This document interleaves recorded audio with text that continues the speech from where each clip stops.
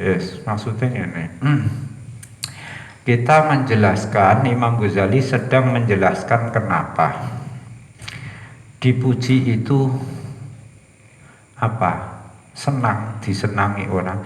Kenapa orang senang dipuji dan menikmati pujian?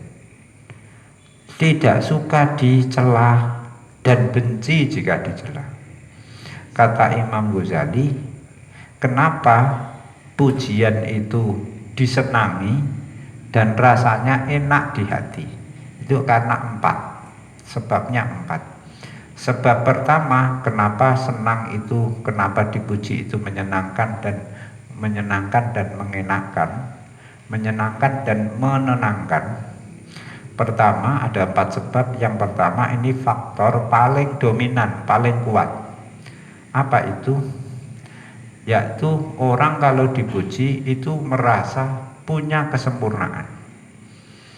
Lah, sempurna kemarin sudah dijelaskan bahwa kesempurnaan itu disukai orang. Lah, kalau orang mencapai kesempurnaan, ya, mencapai yang disukai, itu berarti senang. Hati kita kok mencapai kesempurnaan, dan kesempurnaan mesti diobsesikan, dicita-citakan, berarti hatinya senang.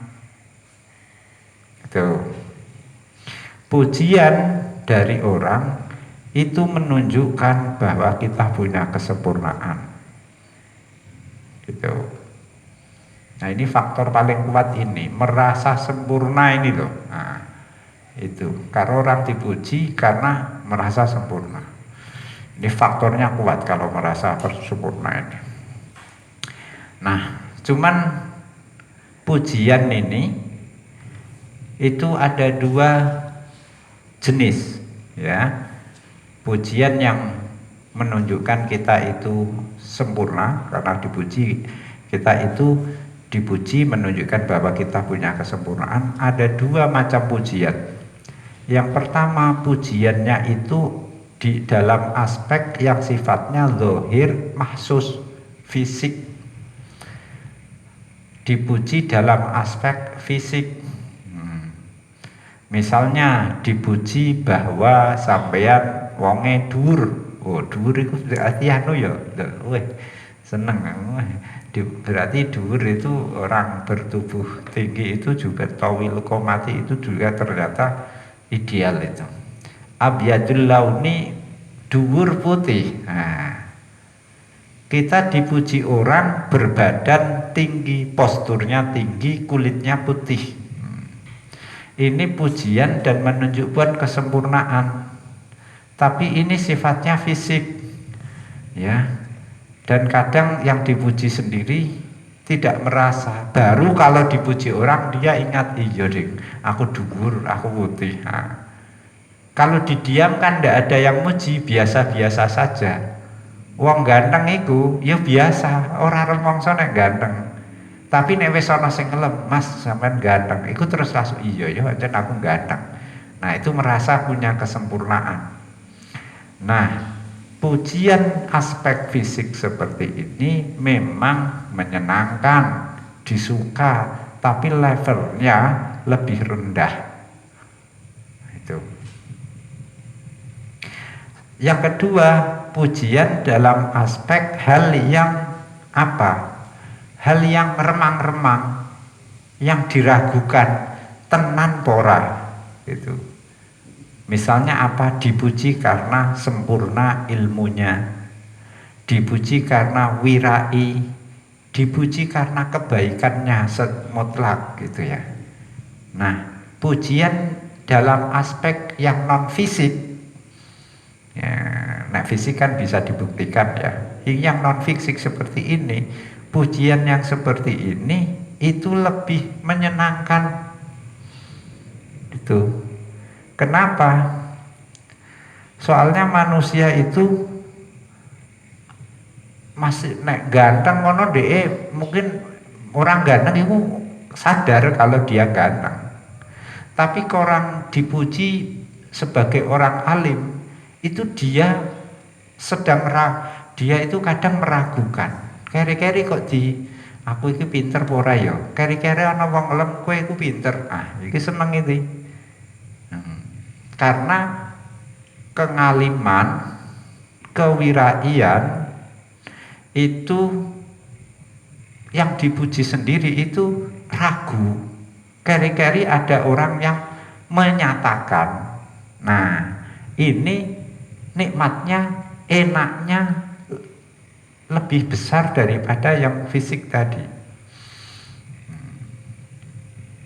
Karena semula dia ragu, aku ini pinter, ana wong ngerem, jebule pinter aku lega. Tapi nek dek ganteng, ana wong ngelem ganteng. Iya jeng, aku aja ganteng. Hanya ingat saja, hanya mengingatkan. Tidak ada yang baru. Tapi kalau ngelem ini, ya untuk aspek yang non fisik, berilmu, wirai ini lebih menyenangkan. Apalagi yang memuji orang yang tahu betul, ya, basiron mustaiqinan likaunihi atiman. Misalnya apa? Yang memuji murid, guru memuji murid, dipuji pinter le kowe le. Ini wah, ini berbunga-bunga tenan ini.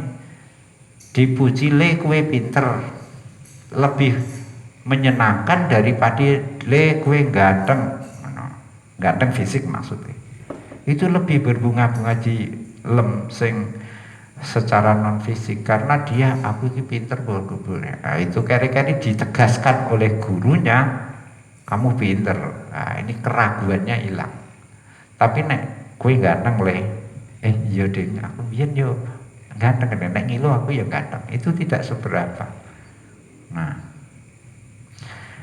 apalagi yang ngelem orang yang tahu betul, sebut saja pakarnya di bidang itu. Sebaliknya kalau yang memuji itu orang yang tidak punya kompetensi, gak punya kepakaran di bidang yang dia lem. Di kowe dilem wong goblok, weh pinter kang kowe kang, sing kelem wong goblok malah gondu, jarane ngenyek. Tapi sing ngelem wong pinter ini berarti, makanya ini tidak hanya aspek psikologis, bahkan aspek formal ini berlaku.